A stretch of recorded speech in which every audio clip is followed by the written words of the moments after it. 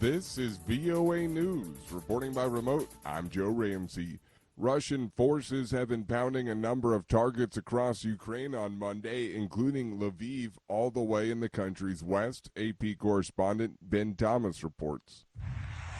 Russia's defense ministry released footage of missiles hours after striking Lviv, a major transportation hub in western Ukraine, about 50 miles from NATO member Poland. The ministry spokesman said the strike successfully targeted large weapons shipments sent by the U.S. and European countries.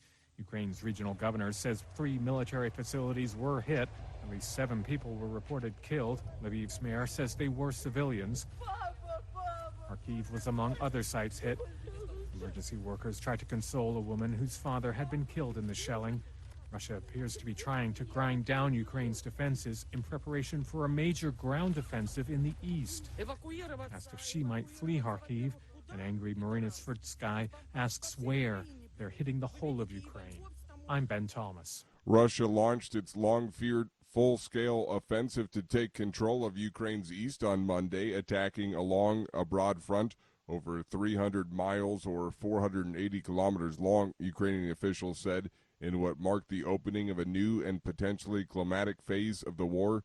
Quote, the Russian troops have began the battle for Donbass, Ukrainian President Volodymyr Zelensky announced in a video address.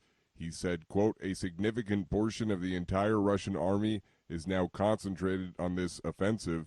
The Donbass is Ukraine's mostly Russian-speaking industrial heartland in the east, where Moscow-backed separatists have been fighting Ukrainian forces for the past 8 years and have declared 2 independent republics that have been recognized by Russia. Follow us on the VOA mobile app. This is VOA News. The United Nations says Yemen's Houthi rebels have agreed to rid their ranks of child soldiers. The Houthis signed on Monday what the UN describes as an action plan to end and prevent recruiting or using children in armed conflict, killing or maiming children, and attacking schools and hospitals. A UN spokesperson says the rebels committed to identifying children in their ranks and releasing them within 6 months. The Houthis call the agreement a plan to protect children. The UN says Yemen's internationally recognized government made similar commitments in documents signed since 2014. Children have fought by the thousands during the 7-year-long war. Migrant crossings have spiked at the U.S.-Mexico border. AP correspondent Mike Gracia reports. Migrant crossings at the U.S. border with Mexico jumped in March to the highest level in 2 decades. Immigration authorities stopped 221,303 migrants along the southwest border in March. The data from U.S. Customs and Border Protection was filed with the federal court in Texas as part of the Lone Star State's challenge of Biden administration immigration policies. The administration has said on May 23rd it will lift a pandemic-era order that turned away asylum seekers due to COVID-19 concerns. Since the Trump administration invoked the 1944 public health law, Title 42, in March of 2020, U.S. authorities turned away asylum seekers more than 1.7 million times. Mike Gracia, Washington.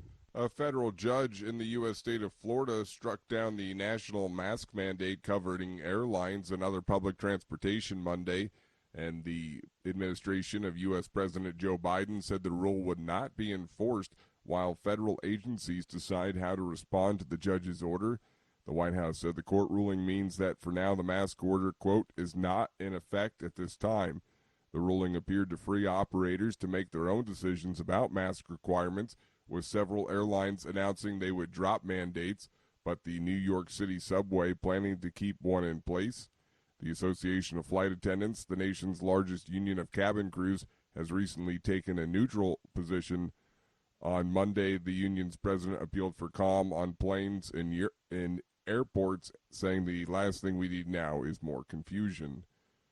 Recapping our top story, Russian forces have pounded a number of targets across Ukraine on Monday, including Lviv, all the way in the country's west, and they have launched the long-feared full-scale offensive to take control of Ukraine's east, attacking a long, broad front over 300 miles or 480 kilometers long. Reporting by remote, I'm Joe Ramsey, VOA News.